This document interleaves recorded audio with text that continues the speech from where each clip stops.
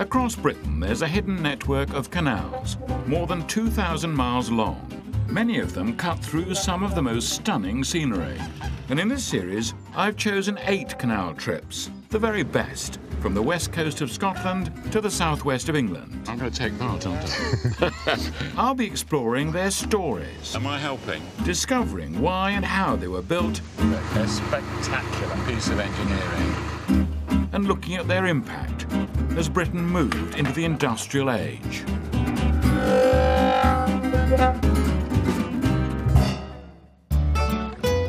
On this trip, I'm exploring the Leeds and Liverpool Canal. It runs 127 miles, high over the Pennines, and was to give the textile industry of Leeds a direct route to the docks of Liverpool. I'll go through Sir Titus Salt's company town, come face to face with an alpaca, work the locks, and look at the landscape, towns and industries that have sprung up along the canal. I'll be meeting some of the people who live, work and play along its path.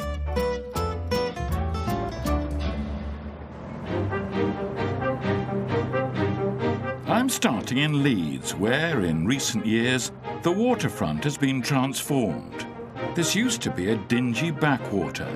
Now it's an area Leeds is proud of. This canal took 40 years to build. It could have been completed much sooner. Money troubles got in the way, and we had to see off Napoleon at Waterloo. But these things happen, and in 1816, this great route across the Pennines was up and running.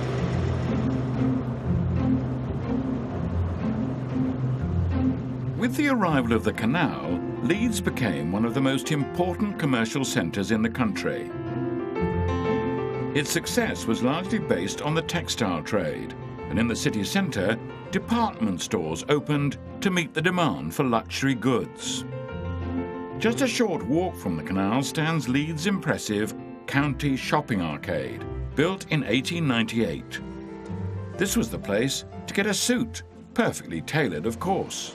Well, very nice to meet you, James. Pleasure to meet you as well. And this is your emporium. Indeed. For your business, you want a bit of style, don't you? I do. When the canal was built, this was a modest woolen town, and it then became glorious because of textiles, didn't it? How did that work? Bradford wove the cloth, but Leeds was very much where the garments were made. Yeah. So, you know, there's names which you will have heard of, like Burton's. Yeah. When it was the D-Mob years, when the soldiers came back, they called getting their suit the full Monty, and that was the 3-piece. Oh, yes, the full Monty. That's where it came from. So you're going to show me your shop? I would love to. Okay, absolutely. Right. Thanks very much. Just step inside James Michelsberg's shop, and you can walk back in time.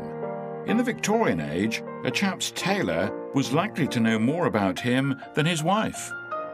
Well, I would look at you and I would say you're around about a 42 chest. 42 chest, right? Something like a 42 chest. That's quite good, isn't it? And then I'd look at your jacket waist, and I think that might be around 42 as well.